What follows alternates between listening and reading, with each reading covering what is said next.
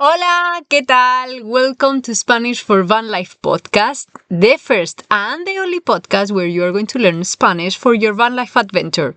Yo soy Chris. I'm in my van right now. I am not going to show that much because it's not tidy. I mean, never. I use this van is tidy. And today I wanted to talk about. I'm going to clean a little bit the camera. I mean, this is a video podcast, so you can watch it on YouTube also, or even on Spotify. You can also watch it because I'm going to put this one up. I'm going to talk about the 5 mistakes that I find when people are learning a new language, especially a lot of my students at the beginning before that they started the program with me. The 5 mistakes or essential mistakes or the most important mistakes that they do when they are trying to speak Spanish, and also one trick where or tip to start today to speak Spanish. So before that we go into these mistakes, I wanted to explain, or I wanted to remind you that also in my website you have a super cool video. It's a very funny video that you can watch it, and it's for learning new sentences and new ways to speak Spanish for making friends. And also have like a super cool thing where you are going to learn also how to remember better the different varieties that we have in Spanish, because you know that the language is the same, but we don't speak the same in Argentina, in Spain, I'm from Spain, or in Mexico. So how you can learn them better and speak the language with that variety. So you can find that in chrisblazquez.com/vanlife, or you can also just check it on the description link. You can just click and it's easier. So let's go into the first mistake, and it's trying to translate everything literally. And this is the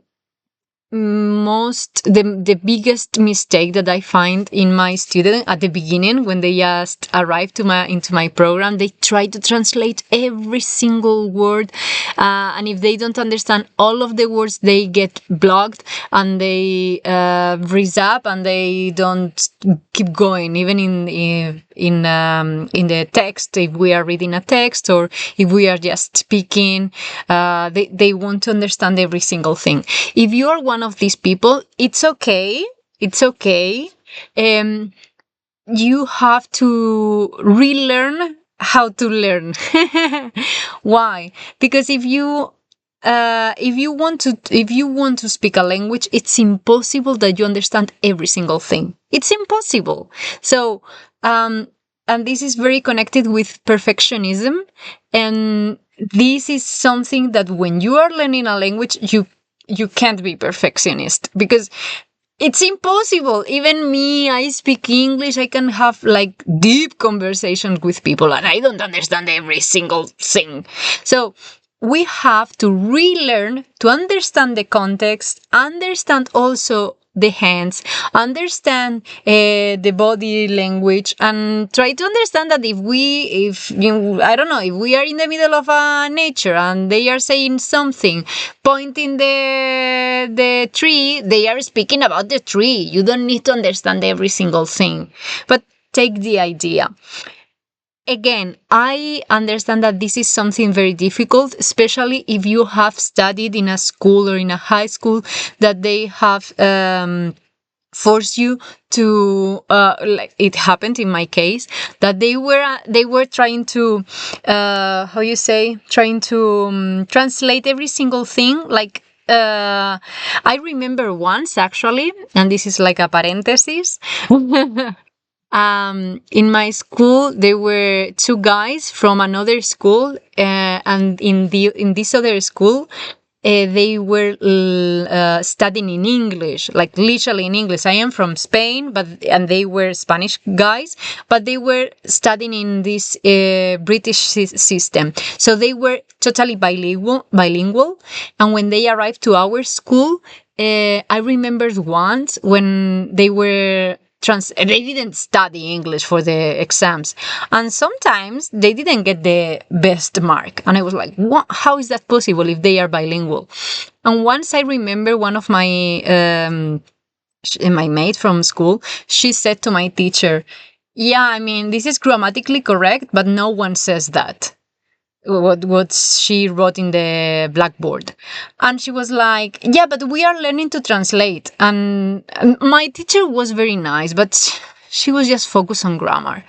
And the student, no, my mate, she said, yeah, I understand, but no one says that. No one says in that way. So it's technically correct, but no one says that, so it doesn't make any sense that we are studying that, no?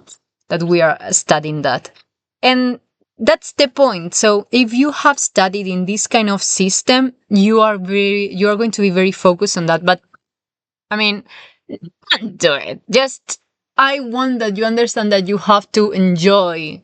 You have to feel Spanish as part of yourself.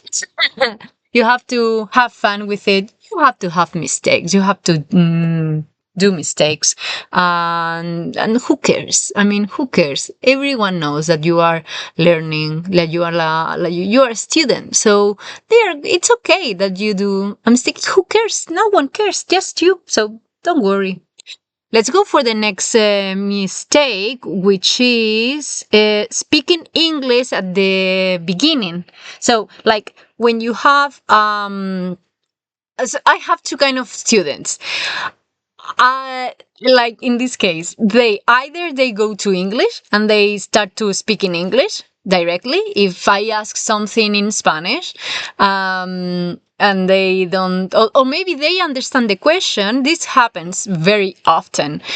I ask something, they understand the question, but they then reply me in English, or they wanted to reply in Spanish. They try to translate everything. They realize that they don't know every single word, and they start to say, yo no hablo español, o no sé, I don't know, no sé.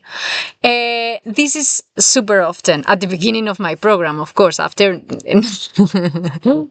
now, there is no way. I mean, I always encourage you to speak in Spanish, and you ended up speaking Spanish, of course, because if you have no other way, if I no, it's like I understand that it's easier to just take the phone, go to Google Translate, and just speak in English. Sorry, and you write it in English, and then the Google Translate does its job. It's okay. I mean, there is no problem with that. The problem is when you really want to speak Spanish, because there are people, for example, I said I am from Spain. In the south of Spain, there are a lot of guiris. There are a lot of people that they come to Spain and they start to live there. For me, that's a guiri. A guiri is a person who just come and they are just doing photosynthesis because we have sun, and that's all. That's a guiri. Then you have other people that, like you, maybe you don't want to just travel in Spain, but living there. It's okay.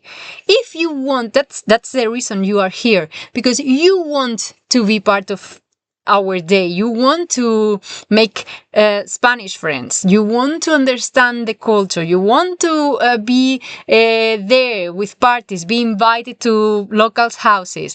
That's for me. I mean, technically, you can be a guiri, but the reality is different. You are my British friend, for example, or I don't know, German friend, or from United States, right? So that's the point. How can you do that? If you don't go straight to English. I know that sometimes it's very difficult, especially when you are in this kind of cities where it's very difficult, or it's easier that the waiters just say to you in English and then you answer.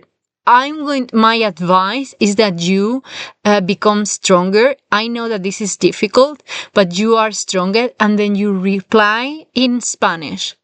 Even if the other person is more fluent than you in English than you are in Spanish, be strong and speak Spanish. But not just strong like you are a fight. No, just enjoy it. If he or she is replying to you in English, you just reply in Spanish and have fun and enjoy it and have a good time. Okay? But don't go straight to English or Google Translate or just be paralyzed and say, no hablo español.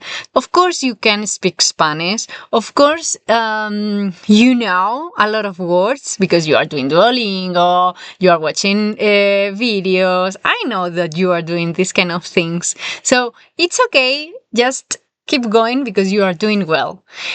Another mistake that I find is be afraid of just saying ¿cómo?, which is how, or if you want to be a little bit more polite, you can say perdona, ¿puedes repetir? Sorry, can you repeat? Perdona, ¿puedes repetir?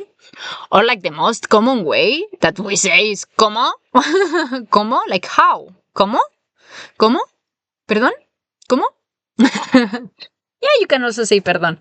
You can't be afraid of that. I mean, it's impossible that you understand everything. Even if, imagine, okay, you just pass this phase of that you want to translate everything. Okay, you already passed it. Okay, now I don't want to translate everything. Now I understand the context.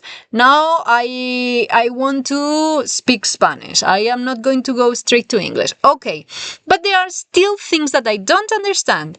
It's normal. So what can you say? ¿Cómo? ¿Puedes repetir? You can't be afraid of that. Like it must be part of the conversation, and it's okay to say that. Why you should be afraid, or why you should say. Sometimes there are a lot of people, and for example, what I say in my lessons is lo siento, está prohibido. Sorry is forbidden. In my lessons, I know that outside is different, but in my lessons, you can't say sorry. It's forbidden because you can't be sorry for being just learning my language. I am very happy that you are actually learning my language because that means that you want to understand our culture, that you want to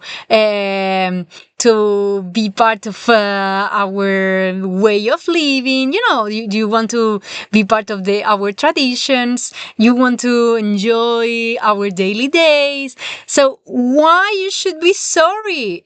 I mean, the other person is very happy because you are learning his or her language. So no ways that you say sorry. Well, outside, it's okay. Like you can say, perdona, puedes repetir, but it's not like perdona. Pardon me, like sorry, you have to, I feel sorry. No, it's not like that. It's just a way to say, hey, can you repeat, please? It's like a please more than a sorry. So don't be afraid. Just go ahead and ask, ¿cómo? Or ¿puedes repetir? It's part of, if you don't understand, it's normal. Because it's not your language you are learning, and it's okay. And you are going to say that. I have students that they started with me with very basic language level, and now they are very advanced. And at least once per lesson, they say perdón, like I didn't understand, no, or ¿cómo? Because it's normal, of course. I mean, you're learning. It's okay. So no worries for that. Say ¿cómo? ¿Puedes repetir? And well, this actually, I said five. This might be, bueno, let's go to this one. Yeah. Not learning useful vocabulary for your trip. Why I say that? Because I mean, Duolingo is amazing. I'm not against Duolingo or watching YouTube videos. No. I was the first that when I was learning languages, I was with Duolingo, with other apps, and they are super nice, super okay. But sometimes you just focus on the vocabulary that they give to you.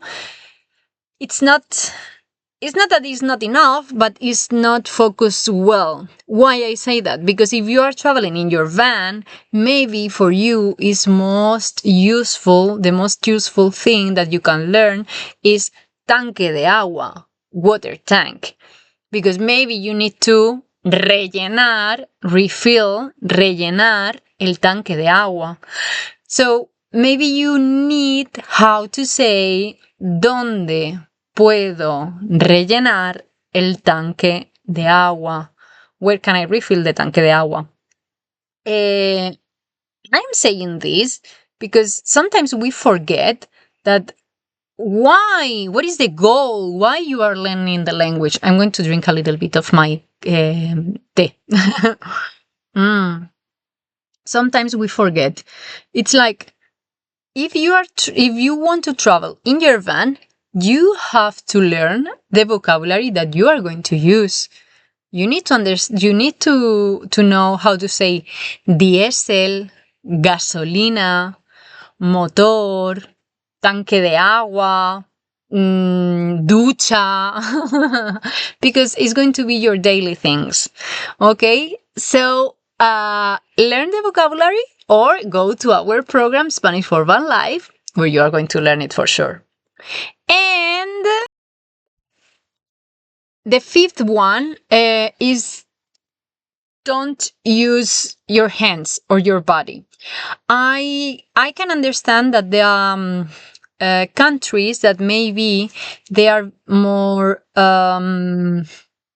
not that expressive as Latins or Spanish. I can understand that. But when you are learning a language, mi amor, you have to move your hands. You have to express yourself because you don't, maybe this makes all the things easier because you don't need to understand all the grammar to start conversations and this is another mistake. For example, wait, and I remember people when I studied in Italy for 1 year with this scholarship called Erasmus. And I remember one of my friends, she was waiting until she knew how to speak Italian for, I don't know, it was like 3 or 4 months until she started to speak Italian or to know all the grammar correctly. She was very perfectionist, and this is not a bad thing, but for 3 or 4 months, she didn't speak Italian. She was Spanish. She didn't speak Italian, and that's a pity because for 3 months she was waiting until she spoke the best Italian ever, but she lost these 3 months. Instead, in my case, I'm not saying that I am the example of everything like for any languages, but in these 3 months, I was speaking a really bad Italian. But after 3 months, and this is connecting with the next tip, I was speaking in the way that I was saying, I think this is like that. I think that they say it in this way. Sometimes it was okay, sometimes it works, sometimes it didn't, but I was speaking, and right now I have a very good level of Italian because I was just, surfing into the Italian waves. So, yep. And I wanted to finish this episode talking about one important tip. Before that I say this tip that is, you are going to say that maybe that is very basic. For me, it's an essential. But before that, I want to remind you that in the short video that I recorded for you, this just less than 7 minutes, and you learn a lot in that video in less than 7 minutes. You have one more trick that I am not going to say it in this podcast because I want that you go there and then you watch it, because you are going to have, first of all, fun. We are going to do a lot of ole. And you are going to learn a lot. And after, you are going to go to the newsletter where you are going to be super updated of even my trips, the things that I am doing, a lot of advices. So just go there and watch it. You are going to learn a lot. But after this trick or tip that you have, and you are going to love it because it's super useful. Now I'm going to say and the last tip. Before I say the last tip, just let's zoom in up all the mistakes. So the first one is trying to translate everything. Don't do that. Don't try to translate everything. Speaking in English, or just say no hablo español. Be afraid of just say como o perdona, puedes repetir. Not learning useful vocabulary. And the last one that I was saying, which was, I can't remember what right now. Espera. Yeah, of course. Don't use your body. Don't use your hands. And I was connecting with that with the experience of my friend. Yeah, you have to use your hands. You have to point. You have to say different in the different ways, and use your body. It's super healthy also. Like use your body and move yourself. Now, yes, the last tip is, let me check. Yeah. You have to imitate us. I don't know if that makes sense. Imitate. I think it's the pronunciation. Like, even if it sounds stupid. Well, this I can connect with all the languages that I speak. Right now, for example, in English, like when I speak in English, I found myself speaking with my own accent. Still, I try to pronounce the things more or less, in the way that I heard them. I know that I have a strong accent. And I like it. It's part of myself. I mean, I can't hide that I'm Spanish. I love being Spanish. In this sense, it's my culture. It's where I grew up. Of course, I'm going to be a Spanish accent, and this is not something that I should be shamed. Why?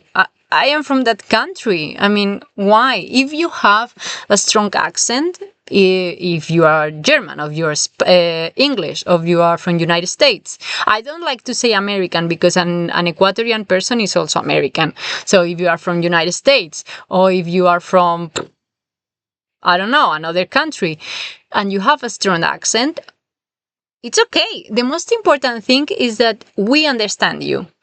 So how can we connect this with the tip? The tip is you have to imitate us.